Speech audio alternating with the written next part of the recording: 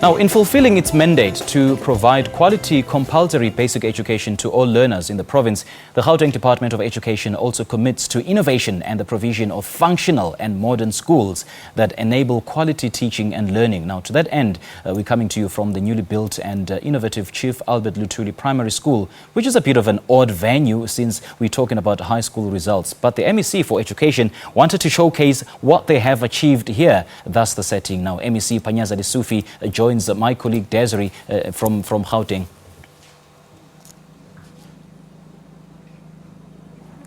A very good morning, Simpi. You're right. The Chief Albert Luthuli Primary School is one of the prime projects of the Gauteng Department of Education, and I suppose it's partly the reason why they're here to come and showcase what has been happening at the school since we last came here last year to come and launch the school. But as you heard yesterday, the Gauteng Department coming in third after the Western Cape and the Free State. And we're now joined by the MEC for Education in Gauteng, Mr. Panyaza Lesufi, to tell us more about his thoughts about the results. Mr. Lesufi, welcome to Morning Live. Good morning. Thank you. Are you well? I'm good, thank you. One day will all be fine. We hope so. One day will all be fine. MEC, you are arguably one of the most visible MECs in terms of your programs and the work you're doing in terms of the advancement of education. Do you think the result reflects the amount or the kind of work that you've put in? Let me first start by congratulating the Free State and Western Cape. It's very important that we have this competition because it allows us not to sit on our laurels and improve on the work that we've done. I'm excited of what we've achieved as Gauteng. If you check the results that are coming from the townships, especially your key townships, your Soweto, your Katoras, your Tsakani area, your Tembisa area and Tshwane area, you can see that we are starting to break something that was very, very stubborn, which was underperformance in the townships. We are now breaking that backbone and we are having young people given opportunities regardless of where they are. That's the first part. But secondly, check the quality of the results that are coming from Gauteng. We lead the country in terms of bachelor passes. So of all the bachelor passes that we have nationally, 23% come from Gauteng. If you check the languages, we are the only province. If other provinces, you go to KZN, you know Zulu is dominant. You go to Eastern Cape, Xhosa is dominant. You go to Free State, South Sud is dominant. In Gauteng, we've got 11 languages. And in all those 11 languages, we've performed above 80%. All of them, plus 7 international languages. And you come to content subject, your accounting, your physical science, your maths. We are leading the country as a province. So I'm quite excited that the investment we've put in Gauteng and where we are, because to us, it's a long-term project. It was first to stabilize the townships because large numbers are coming there. If we have to defeat poverty, you must have quality education in the township. So if we have that, we'll then be in a position to compete with the best. And an education professor from Wits University was making the point that about 20 years ago, black students' Matric pass rate was at about 35%. Yes, that's 35. So there is a real improvement.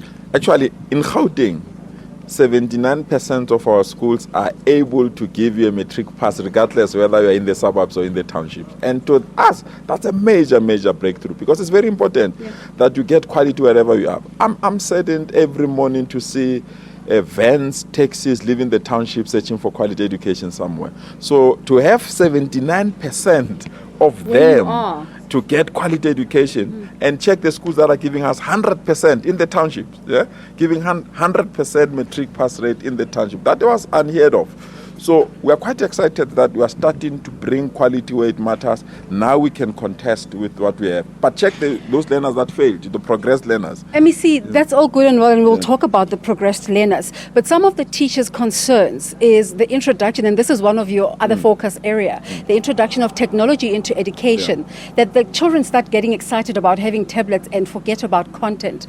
Has that been a problem? You can't postpone that excitement. Rather have it now rather than postpone it. Because if we postpone it, we'll face it in the end. So I'm excited that we have converted in Gauteng. So other provinces have not converted. We have converted because ICT is the future. Paperless classroom is the future. Go to Rwanda, go to Kenya. They are competing with with other countries on the basis of ICT. So we have converted in Gauteng fully. All our grade 12s are on a paperless platform. Every learner has a tablet, every teacher has a laptop, every classroom has a smart board. We have converted. Other provinces are still having to go through that problem. And we have converted and we remain competitive. Yeah. You don't know when other people have to join us, whether they will remain competitive or not. So we are quite excited. Check the schools that we've given them in this result. Yeah. A school in Tembisa called Bitumelong, when we started the ICT program, they were on 70. We've introduced ICT, they're on 89. So it's a confirmation that ICT is the future. I personally know somebody who has benefited from the Progressed project. Yeah. How has that worked out for Gauteng specifically? Well, here we said learner's future comes first than personal glory. You'll rather have a learner inside the school premises than thrown in the street and end up in either in prison or on a long queue of a social grant. Mm-hmm. So we had 11,000 learners that failed grade 11. We promoted them to grade 12. We gave them the support that they needed. 61% of them have passed. Do you think this is case study material that other countries could learn from? It is. We're not the only one, actually. There are other countries that do that have a pre-automatic progression. But the mere fact that 61% of the children that were supposed to be in the street are now going to apply for universities, it's amazing. Or are employable. All are employable now. The trends... Rather than have to give them social grants or give them free food in jail. Now, the Trends International Mathematics and Science Study, TIMSS, says there is an improvement in maths and science in South Africa, and the minister confirmed this yesterday. Are we competitive yet?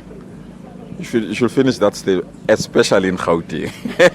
So we're competitive, and that's the goal that we need to do. We must not lose this important focus. Let's solve our problems internally, historic problems, but at the same time, let's compete with the best in the world, because our children are going to live in a global world. So if they can compete with the best in the world, their peers will dominate them with programs. I mean, me and you, our peers have dominated us with cell phones, with cars. We've not produced anything.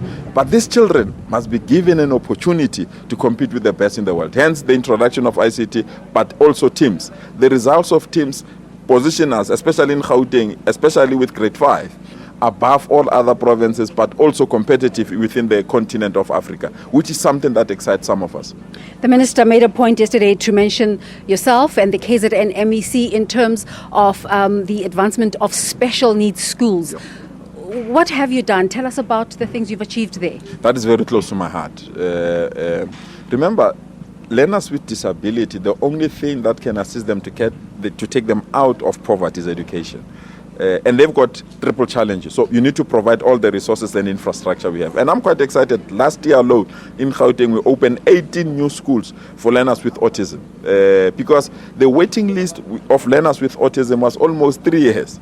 If we have to wait for 3 years to get into education system, it creates problems. So we've reduced that waiting list drastically, almost to 8 months now or so. It's still long, but it's very important. But also we've invested in ICT equipment to assist these learners. And I'm quite excited that it's yielding those dividends, because learners with disability deserve respect, deserve support, and they've got a future that we need to protect as well. Let's talk about the significance. All right, that was my colleague Desiree Chauke speaking to MEC for Education in Gauteng about the just released Matric results. Well, we'll take a short, or rather we'll cross over to the weather center with Paul Monari.